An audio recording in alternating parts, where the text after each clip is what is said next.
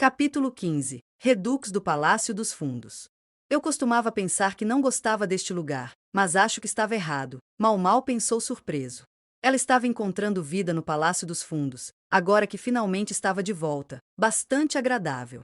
Ela cresceu em outro lugar cheio de mulheres, então talvez o Palácio dos Fundos simplesmente combinasse com ela.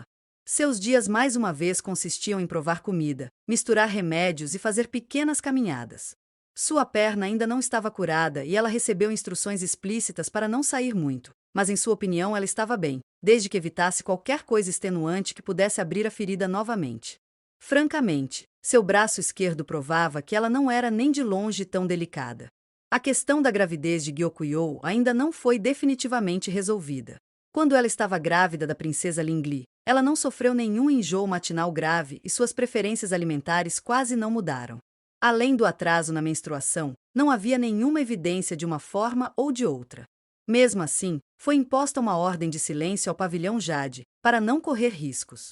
Se houvesse alguém que não desejasse ver o consorte Gyokuyou com uma criança, certamente iria querer atacar durante os estágios iniciais, quando a gravidez seria mais vulnerável. O veneno era apenas uma das muitas preocupações. Para garantir, o velho louco por sexo, ou seja, o imperador, foi desencorajado de atividades noturnas no pavilhão de Jade por enquanto. Normalmente isso não teria sido um problema, mas desde que a consorte Gyokuyou começou a colocar em prática as coisas que aprendeu no Seminário das Consortes, normal não parecia mais se aplicar. Não havia como dizer o que poderia acontecer. Talvez eu devesse ter facilitado um pouco as aulas, pensou Mal. Mas não. Então Gyokuyou e até mesmo o imperador teriam ficado insatisfeitos. Mesmo que o resultado final de sua abordagem tenha sido aterrorizar o consorte Li Shu e fazer com que as mulheres do consorte Li Hua vissem Mal ainda mais como um monstro. Atribuível ao tédio gerado pela rotina interminável e pela escassez perene do sexo oposto. Assim, quando as damas de companhia não tinham muito o que fazer, elas se encontravam conversando na cozinha. Como lanche, comeram os restos da última festa do chá. Hoje era Longsutan, doce de barba de dragão, uma guloseima feita de fibras delicadas que derretiam na boca. Este tinha folhas de chá misturadas, dando-lhe um leve aroma. Eu não pude acreditar naquela roupa, e você? Ingua, uma das damas de companhia do pavilhão Jade, disse com a boca cheia de doces. Ela era uma mulher controlada, mais do que disposta a dizer o que pensava. É verdade. Mas aquela coisa que ela usou há pouco, eu achei legal. Roupas ocidentais são tão legais, não é? Disse Guiu em tom suave. Ela estava sorrindo, feliz só por estar saboreando um doce. Roupas como essa escolhem quem as usa, observou Ailan. Mas os dela nunca pareceram ruins para ela. A esbelta dama de companhia não gostava muito de doces e estava simplesmente tomando um pouco de chá no momento. Ingua, parecendo magoada pela falta de fé dos seus amigos, recorreu ao seu último refúgio, Mal. Sim, claro, disse Mal, balançando a cabeça e pensando em particular como ela odiava ser arrastada para essas brigas. Isso foi o máximo que seu envolvimento na conversa foi.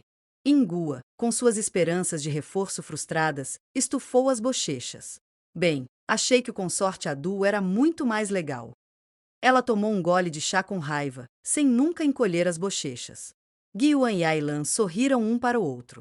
Bem, acontece que você esteve no time Adu todo esse tempo. Ingua. Eu não estava. Ingua exclamou. Ailan apenas sorriu. Você não precisa esconder isso. Eu sei que servimos Lady Gyokuyou, mas ninguém culparia você por se sentir assim. Eu não me sinto assim. Mal ouviu a conversa das meninas enquanto bebia o resto do chá. Ela preferia guloseimas salgadas, o algodão doce era doce demais para ela. Ela adoraria comer alguns biscoitos de arroz salgados para refrescar o paladar. Quanto a quem exatamente Ingua e as outras garotas estavam falando, era o consorte recém-chegado, Lola. Ela tinha uma qualidade incomum, que era mais que suficiente para inspirar uma conversa. Qual qualidade? As roupas dela. Praticamente toda vez que ela aparecia, ela usava uma roupa com personalidade diferente. Um dia ela poderia estar com um vestido ocidental, no próximo, ela estaria Mal naturalmente hesitou em abordar o assunto com o próprio imperador. Dificilmente era algo para uma empregada falar com sua majestade. Então ela se comunicou através de Jinshi. Embora ela não conseguisse fazer a sugestão explicitamente, sua esperança era que o governante continuasse a visitar Gyokuyo exatamente com a mesma frequência que fazia antes, nem mais nem menos. Afinal, embora Gyokuyo não fosse o único consorte de Sua Majestade, se ele a visitasse de repente com menos frequência, alguma alma observadora poderia farejar a verdade. Para sua surpresa, o imperador continuou a visitá-la tão fielmente como sempre, brincando com sua adorável filha e passando tempo conversando com Gyokuyo. Mal Mal foi lembrada, como havia acontecido com a história de Adu, de que talvez não devesse considerar o imperador simplesmente louco por sexo. Ou ainda, talvez Sua Majestade tenha compreendido as implicações de suas ações melhor do que ela acreditava. Algumas pessoas consideravam o governante atual uma espécie de rei sábio, embora parte disso se devesse ao fato de quase qualquer um parecer competente depois do bufão que o imperador anterior fora. Mal Mal acreditava que o governante atual tinha o seu juízo sobre ele. Não que isso realmente importe para mim, ela pensou. Contanto que ele deixasse a vida seguir e não cobrasse impostos exorbitantes, ela seria feliz. Alguns diziam que a verdadeira diferença entre um governante tolo e um governante brilhante era que um governante tolo pensava que o povo era inesgotável, enquanto um governante brilhante percebia que tinha os seus limites. Se fosse assim, bem, o atual imperador certamente era o último. Ainda assim, ela viu os rostos solitários que ele ocasionalmente fazia, então decidiu passar adiante o resto do material didático. Eles o ajudariam a passar o tempo, pelo menos. Não é preciso dizer exatamente que tipo de material didático eles eram.